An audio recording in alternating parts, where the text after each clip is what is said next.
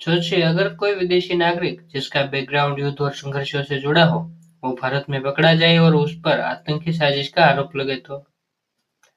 हाल ही में भारत में कुछ ऐसा ही हुआ है, जहां यूक्रेन और अमेरिका के नागरिकों की गिरफ्तारी ने पूरे देश और दुनिया का ध्यान खींच लिया है।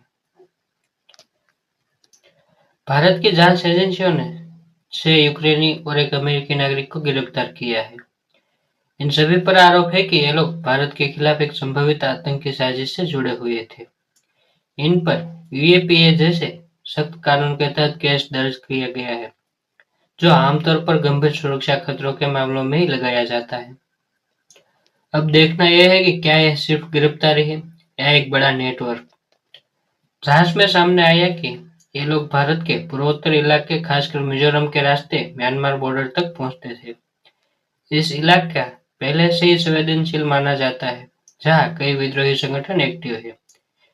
आरोप है कि इन विदेशी नागरिकों ने इन संगठनों से संपर्क किया और उन्हें ड्रोन टेक्नोलॉजी से जुड़ी ट्रेनिंग देने की योजना बनाई।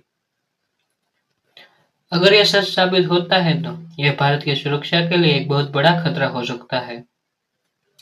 अब बात करते हैं इस केस के सबसे बड़े चर्चित चेहरे की, जिसका नाम है Matthew Van Dyke. Matthew Van Dyke कोई आम व्यक्ति नहीं है, उसका अतीत कई अंतर्राष्ट्रीय संघर्षों से जुड़ा हुआ है। रिपोर्ट्स के अनुसार वह लीबिया के गृह युद्ध के दौरान विद्रोही बलों के साथ जुड़ा रहा। इतना ही नहीं, उसे लीबिया में कभी कैद भी किया गया था और बाद में रिहा किया गया। इसके अलावा वह सीरिया और इराक जैसे संघर्ष क्षेत्रों में भी सक्रिय रहा, ऐसा बताया जाता है। कुछ रिपोर्ट्स उसे एक तरह का फ्रीलांस फाइटर या डॉक्यूमेंट्री फिल्ममेकर भी बताती है, यानी उसका प्रोफाइल काफी जटिल है, जहां युद्ध, विचारधारा और मीडिया तीनों का मिश्रण दिखता है। मैथ्यू वैन डाइक दुनिया के कई संघर्ष क्षेत्रों में सक्रिय रहे।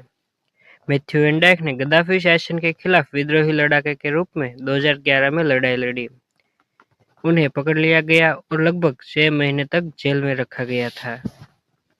सन 2014 से 17 तक मैथ्यू वैन डाइक ने सन ऑफ लिबर्टी इंटरनेशनल नामक संस्था बनाई, जिसने आईएसआईएस के खिलाफ लड़ने वाले ईसाई समूह को प्रशिक्षण दिया। सन 2022 में यूक्रेन में रूस के आक्रमण के बाद वे यूक्रेन की सेना को प्रशिक्षण, उपकरण और एंटी ड्रोन तकनीक मुहैया करा रहे थे। लेकिन सवाल यह है कि ये भारत में क्या कर रहा था? क्या मैथ्यू वैन डाइक और अमेरिकी सरकार यूक्रेन के साथ मिलकर भारत में कोई बड़ी साजिश रच रहे थे? यह कहानी जितनी दिखती है उससे कहीं ज्यादा गहरी है।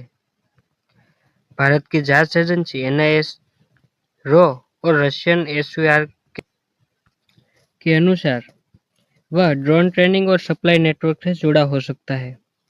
अगर यह सही है तो उसके पिछले अनुभव का इस्तेमाल यहाँ भी किया जा सकता था। इस मामले ने अंतर्राष्ट्रीय स्तर भी हलचल मचा दी है।